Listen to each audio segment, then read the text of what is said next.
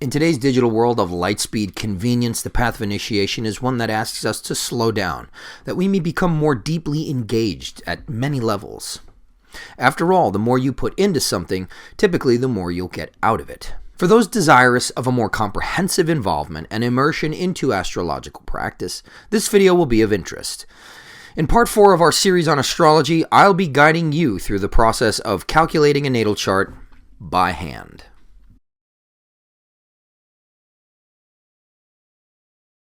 I'm Ike Baker, and this is Arcanum.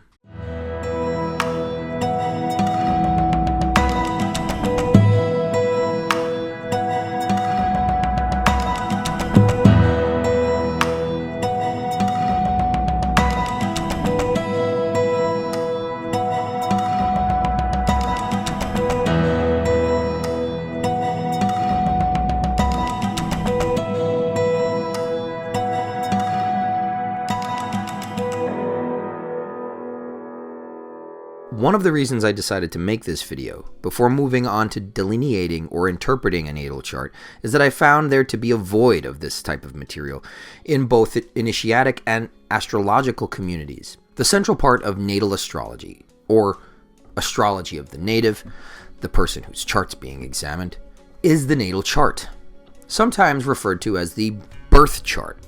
The natal chart is a holistic picture of the astrological placements at the time of a person's birth. It's in the delineation of the natal chart that we put all the components of modern astrology, the planets, signs, houses, and aspects, into a unified working whole. I'm not going to kid you. This is an intensive process, and it's not really any fun to perform, but it can familiarize us with the intricacies of time, the skill of ancient astronomers in performing these calculations with any accuracy, and it can also provide us with an experience in which we immerse more deeply into the realms of magic and astrology. So, have a piece of scrap paper and a pencil ready for calculations as well as a calculator, and be ready to pause this video in various spots. As a preface, we'll be using tropical astrology in this particular video. Let's take a look at how these components are delineated on a natal chart. The chart is circular, representing the 360 degrees of the ecliptic, or the sun's apparent path in the sky as observed from our georeferential perspective. This circle will be divided into 12 sections, representing the signs of the zodiac on the ecliptic and the houses. There are 4 cross points representing the line of the horizon and the vertical axis of the midheaven. We find these here and here. Typically they run through the 1st and 7th houses and the 10th and 4th houses. These are the angular houses. Again, what we're attempting to do is mock up a graphic of the positions of the planets, signs, and houses, and any resulting aspects at the time of a person's birth. The first house on the easternmost end of the horizon, to the left, is also called the ascendant. The westernmost house, directly across from the ascendant, is the descendant. Think of these as sunrise and sunset.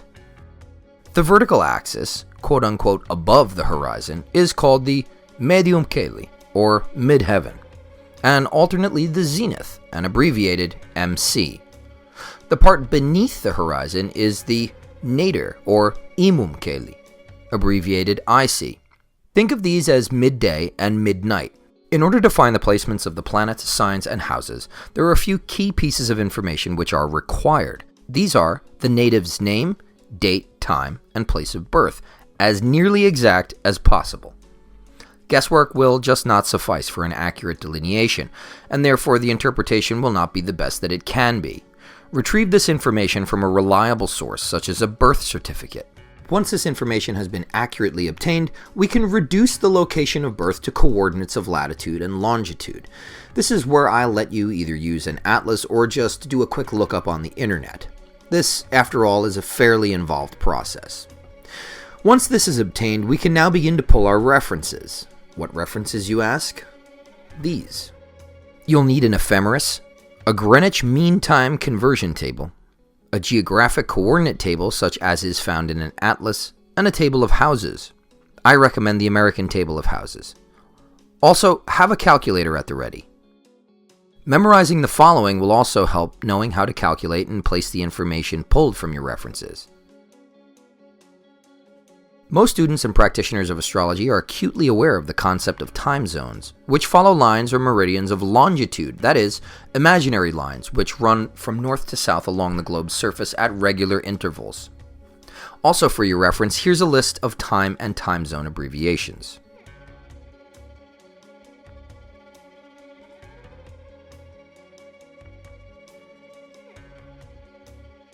One last note before we move on to our astronomical number crunching. For any information regarding the basic parts of astrology, such as the planets, signs, houses, and aspects, consult the previous installments in this series. Also, this will be the most basic natal chart possible, since this video is part of an introductory series. Therefore, the lots, or parts, will not be calculated in this video, but we will dive into them in further videos on astrology.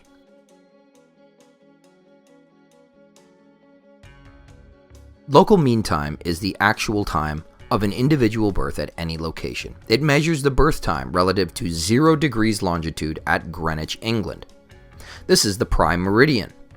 This location was standardized between 1851 and 1884 as the location of the prime meridian, since at the time England was the dominant colonizing force in the Western world.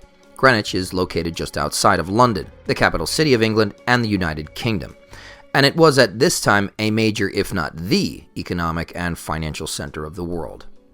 So, in order to calculate the difference between local mean time, or LMT, and Greenwich Mean Time, GMT, distance must be converted to time. It takes the sun about 4 actual minutes to travel 60 astrological minutes, or 1 degree of longitude, although this can vary. So, when converting distance to time, 1 degree is 60 minutes, or an hour. In order to calculate the local mean time, take the longitude of the birthplace, multiply that by 4, and divide by 60. Keep in mind, when converting time, we're operating on a base 60 system, 60 minutes in an hour, 60 seconds in a minute, rather than the standard base 10 or 100, so you'll have to adjust for that. A book of time changes can be consulted, but obviously the internet is a ready reference as well.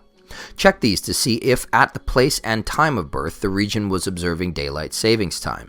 If it was, subtract 1 hour from the time of birth before doing the calculation.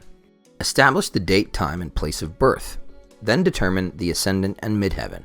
If the time of birth is unknown, you can use noon as your starting point. A caveat here is that it will not be possible to determine the ascendant, midheaven, or the house positions. The ascendant and midheaven positions vary based on whether the place of birth was east or west of the prime meridian. So, taking all this information, let's finally proceed to our calculations. To begin with, we have to convert the local birth time to GMT, Greenwich Mean Time. Remember to account for daylight savings if the birth took place during that time. Add or subtract from the true local time before proceeding.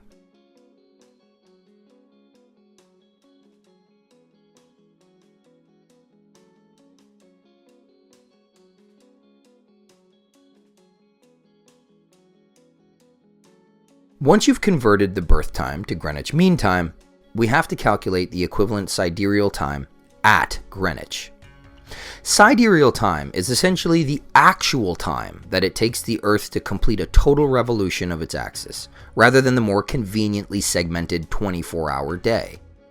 Our starting point for this must be to refer to the sidereal time at Greenwich at noon on the date of birth. For this, we can turn to our ephemeris, where we'll find it labeled as follows. Take this time, which appears as hours, minutes, and seconds, and find the interval between Greenwich Mean Time birth time and noon of that day. A note here, if your calculations take you into the day after the birth date, then use the interval between Greenwich Mean Time and noon of that day, not the birth date. If you're in the day prior, again, find the interval between Greenwich Mean Time and noon on that day, rather than the actual birth date. Having obtained the sidereal time at prime meridian at noon on the birth date, the next step is finding the sidereal time at Greenwich at the time of birth, on the date of birth. For this, we take our determined interval of time and add or subtract from the sidereal time. We add for PM and subtract for AM. So if your interval was, say, 2 hours PM, you would add 2 hours to the sidereal time at Greenwich on the birth date. Again, remember that if your calculations bring you into the day after or before the date of birth, use noon of that day. Next, we make an adjustment called the acceleration on the interval to account for the difference between sidereal and regular time. Following the rules established for AM or PM, we either add or subtract 10 seconds for every hour and 1 second for every 6 minutes of interval time. This can be found fairly easily with a calculator, remembering again, base 60. This gives us sidereal time at prime meridian for the time of birth. We are getting closer. Convert this to find the sidereal time at the time and place of birth. This difference is called the longitude equivalent in time and is the distance between Greenwich or prime meridian and the place of birth. For this, we once again multiply the longitude of the birthplace by 4 and follow the rule of distance to time conversion. Next, add or subtract the longitude equivalent in time to or from the sidereal time at Greenwich for the birth time. Add if we're east of the prime meridian, subtract if we're west. This is an essential calculation for determining the positions of the ascendant and the midheaven. Now we'll have a look at our tables of houses, which show the ascendant and midheaven for the various latitudes. Finally, we can begin to draw the natal chart. I use a pair of compasses to make my circle, then a straight edge to draw the horizon line across the circle. I recommend starting in pencil so you can erase if need be. Let's say the ascendant is at 15 degrees the ascending sign. Find the beginning cusp of the ascending sign, the sign which is coming up over the eastern horizon at the time of birth, and count downward 15 degrees of the ascending sign. Then find the opposite sign and count upward the same amount, in our case 15 degrees. These 2 points determine the horizon line, and demarcate the ascendant in the east or leftmost quarter of the chart and the descendant or setting sign in the west or rightmost quarter. Connect these points with a straight edge. Draw next to the ascendant the zodiacal symbol, degree, and minute of the ascendant sign.